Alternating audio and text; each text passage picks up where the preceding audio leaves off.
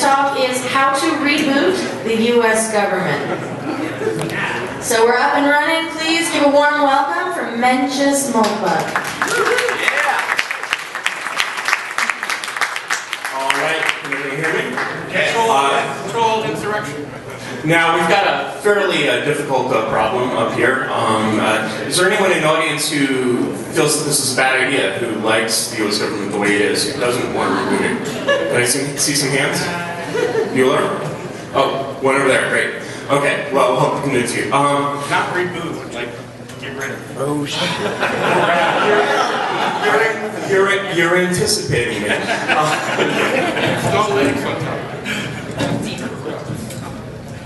So, obviously, very complicated problem. So, I like to simplify things. So, I've reduced this very complicated problem to a simple four-letter acronym, which is RAGE.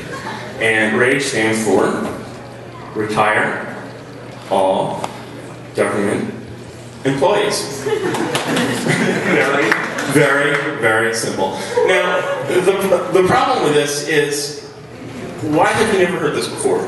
Why has no one ever suggested, let's just get rid of this thing? To a substantial extent, it's because most people are operating under a delusion that they do this every 4 years. They thought in 2008, hey, we rebooted this government in 2008. And it was just the same. The reality is, as anyone who knows Washington knows, that the politicians you elect in these democratic elections are really entirely superfluous to the mechanism of Washington. They change things a little bit. You know, it matters a little bit whether you vote for Democrats or Republicans, but basically, if the whole system were, the whole electoral system, all this, you know, how a bill becomes a law, all this stuff you learned in 11th grade, all disappeared, Washington would go on running exactly as it's running now. So, we have kind of a serious problem here, and really, the problem from the perspective of you, the Democratic voting audience, is this seems obvious once you look at it, but it's not obvious to the average American. And it's because the average American is living in a very different reality in which this is just the craziest possible idea of, oh my god, let's fire it together. So I'm going to show you some slides that will hopefully help you adjust your historical reality a little bit, because history is one of my passions. And so, first, let's look at this fascinating picture. Does anyone recognize the author of this work? That is a cartoon by Dr. Seuss, and I would describe that as a racist cartoon. Would you call that racist? Did you think of Dr. Seuss as a racist? What's more interesting is, okay, this is a World War II cartoon, but look at the date. The date on this is actually before Pearl Harbor. So why is Dr. Seuss drawing racist cartoons of Japanese before Pearl Harbor? Does anyone, raise your hand if you think you know the answer. Got it. So let's look at another of these. This one's even funnier. Very, very strange, is it not? This is real. This is really published, and you might be wondering, why was Dr. Seuss? Obviously the later Dr. Seuss is as progressive as can be. Maybe he was just unenlightened this time. No, this actually appeared in New York's leading progressive newspaper, PM, in 1941. Yeah. Believe me, the people who wrote for PM were not racists. So what's going on here? Let's look at another slide. Ooh. All right, this is an ad from the American Mercury, 1943. You probably can't read all of this, so I'm going to zoom in a little bit, but this is published by Pan Am, and it appeared in many publications. And let's look at some of the strange details on this material. Now, if you start reading this, you notice Carlo Sforza, leader of Free Italy. Okay, what is Free Italy? Who made Carlo Sforza leader of Free Italy? What kind of a post-war world are we fighting to create? According to Carlo Sforza, it's one with an organized world with no more place for the anarchical independence of the nationalistic states. Well, that's very peculiar. He repeats himself over here. Nationally, that the previous complete independence of nations must cease. They must submit to a superior international law. Now, does this resemble the story of World War II that you're familiar with? Do you think of World War II as a war to eliminate the independence of nations and make them submit to a superior something, which made Karl Sforza the leader of Free Italy? I foresee a peace conference in which we might agree to draw on frontiers very lightly with a pencil and not in indelible ink. So, people, if you read the news now, the Prime Minister of Italy just got fired basically by the EU and replaced with, an EU bureaucrat, and people are like, well, what's happened to Italy's sovereignty and independence? Well, looks like that might have happened a long time ago. So, when you look at this, at these genuine historical documents, they should put you in a place where you're almost wondering if I forged these documents. I didn't. But these documents are real documents, and they're from a reality which is not really the reality that you read in history books. You might almost say that there's something a little bit Orwellian about that. Well, if we go to the next slide, if we go for one click, let's demonstrate a few Orwellian things about the way we think of the world today. You've probably heard, if you've seen Hillary Clinton on CNN, you've probably heard her talking about global leadership. You might even have heard her saying, we came, we saw, he died, relative to a certain world leader. And you will never see this described as world domination. What's the difference between global leadership and world domination? Does anyone know the answer? The U.S. does it as world domination, if other people do it as global leadership. I think that the U.S. is generally considered the global leader. Here's another interesting, nice, nasty one. You'll notice that you have very high positives for the word democracy, very high negatives for the word politics. What's politics without democracy? What's democracy without politics? They're opposites in terms of their meaning, but in terms of their emotional connotations, they seem to mean the same thing. Okay, here are some authority sources. One, which most of the people in the audience probably trust, is the New York Times. Another, which most people in the audience probably distrust, is the Vatican. Okay, how did the New York Times acquire this position of authority? If you go to Wikipedia, you'll find a policy called WP Reliable, under which the New York Times is certainly a reliable source. The Vatican is certainly not a reliable source. How do you acquire that status? How do you lose it? What does this mean? Another interesting pair, you've probably heard this if you've been exposed to many libertarians. They sort of wonder why, racism and fascism are nasty. Okay, why are racism and fascism nasty? Could it be because Hitler was a racist and a fascist and he killed 6 million people? Yeah, it could be. That seems very logical. Except that you realize, and then you say, well, what do we do about racism and fascism? Well, we have this extremely elaborate mechanism for persecuting racists and fascists. Let's just call it what it is. We have a very elaborate mechanism for firing them, for destroying their lives, etc., etc. And then there's communism and socialism, which really killed actually a lot more people. And if you try to imagine America with a mechanism for persecuting communists and socialists the way we persecute racists and fascists, you're imagining a very different country. So you'll often hear, libertarians and conservatives ask, what gives with this? You'll never hear them answer the question. You'll never hear them say either, should we stop persecuting racists and fascists, or should we start persecuting communists and socialists? Very difficult question. Then we have another strange one, nationalism. German nationalism, bad. Italian nationalism, good in the 19th century, bad in the 20th century. Polish nationalism, good. German nationalism, bad. Black nationalism, good. White nationalism, bad. What gives? Then we have a number of people who believe very strongly in constitutional rights. Now, there are some people who believe that the entirety of the Constitution should be enforced. There are other people who tend to poo-poo little strange things like the Gold Standard Clause in the Second Amendment, but they believe very strongly in the First Amendment.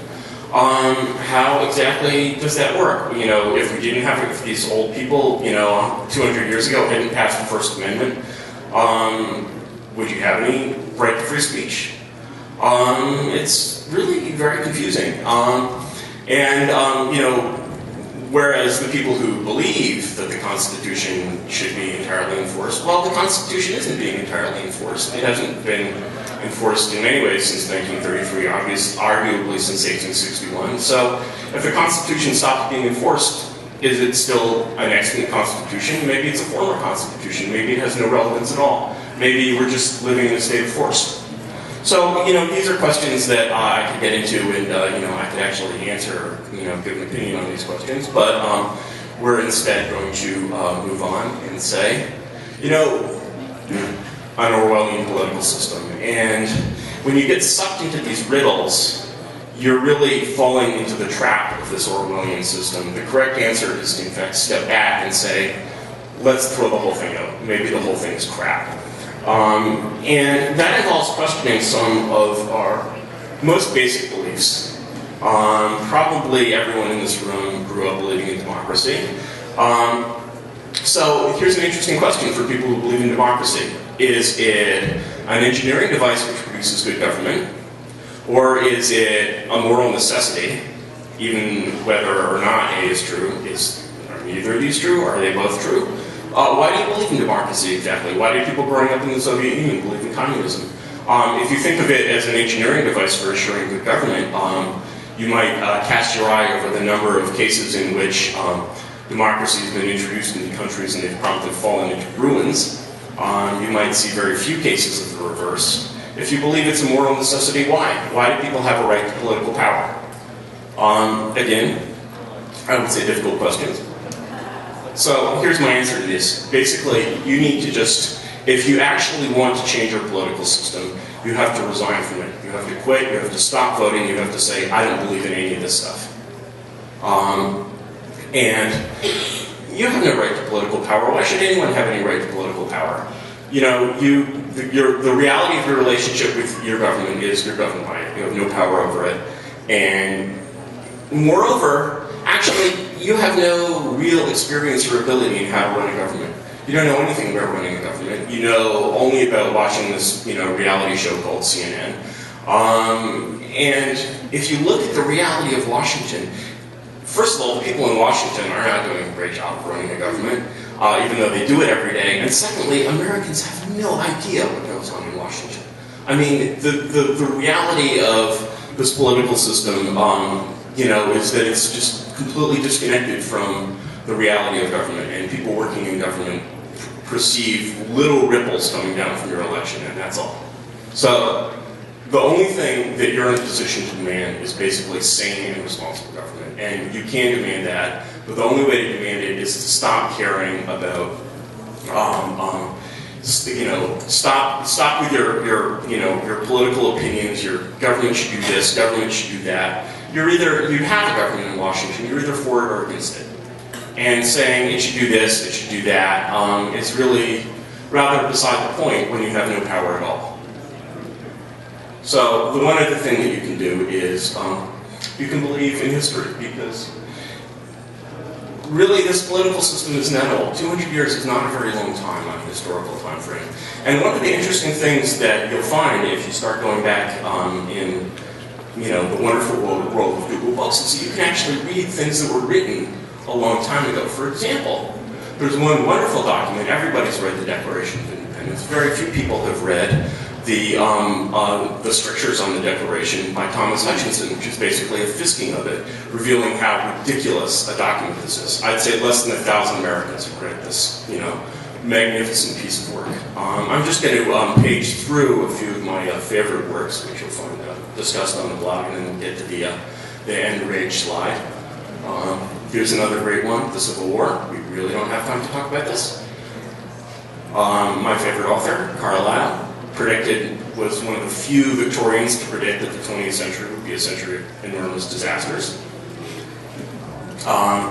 Henry Maine, who explained basically that democracy really gets you nowhere back in the 1880s, prominent British lawyer. Classic debunking of World War I, published in 1915. Everyone is pretty much still under the spell of World War I mythology. Here's your World War II mythology. There's still a lot of things we don't know about World War II. We don't know, for example, to what extent America knew about Stalin's plan to invade Germany in 1941. And this is really one of my favorite books of political science. This is James Burnham's The Machiavellians. discussing the Italian elitist school of the 20s and 30s, and really the importance of seeing politics in terms of reality. And reality has very little to do with what you see on CNN. And finally, we get to the rest of, I'm just going to go over this very briefly. What is a government? A government is just a corporation which owns a country. Nothing more, nothing less. And, you know, if you think that corporations can own countries, you would be right, because that's what they are. It so happens that our sovereign corporation is very poorly managed. And there's a very simple way to replace that, which is what we do to all corporations that have failed. We simply delete them. We say, okay, you know what? You used to work for Kodak. Kodak is no longer in existence. You need to find a new job. Your 401k is still there. And, you know, maybe there needs to be a new camera company. We haven't been able to do that with our government for 200 years. So it's gotten a little bit stale. Now, you know, I'm anything but an anarchist. Obviously you can't send the police and the military home tomorrow. Fortunately, the people that are actually law enforcement officials are some of the least powerful in the government, because actually power flows top down in the security area. They actually obey orders. Most of the government power actually flows bottom up, because the people who really control policy are the permanent bureaucrats. And I come from a family of permanent bureaucrats, so I know that. The other thing about getting rid of your government is you can't just say, well, the limits of the government are the limits of the formal government. You have to say, well, what is the system actually? And it includes a lot of things that are called NGOs, things that are called universities, things that are funded by the state. It's a very, very large system, and it all needs to be destroyed. Fortunately, there's a lot of talented Americans who actually know how to run things and make things work, and are generalists. And you can just get these people, put them in a position of responsibility, and have them do their thing. And finally, you need a CEO, and a national CEO is what's called a dictator. It's the same thing. There's no difference between a CEO and a dictator. If Americans want to change their government, they're going to have to get over their dictator phobia.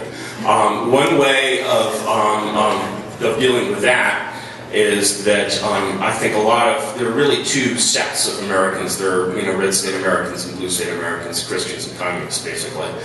Christians don't want to live under a communist dictator, and communists don't want to live under a Christian dictator. There's a very easy solution. There's a very easy solution to that, which is simply hire two executives, have them make sure they work together, and there's really no other solution to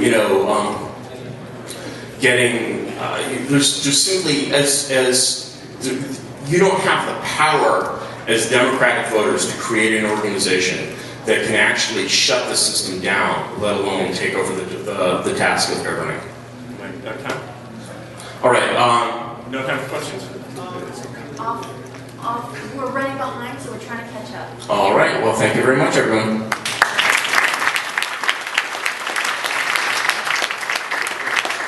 Keep it going for Mencius Moldbug. If you'd like to ask him questions, I'm sure he'll make himself available.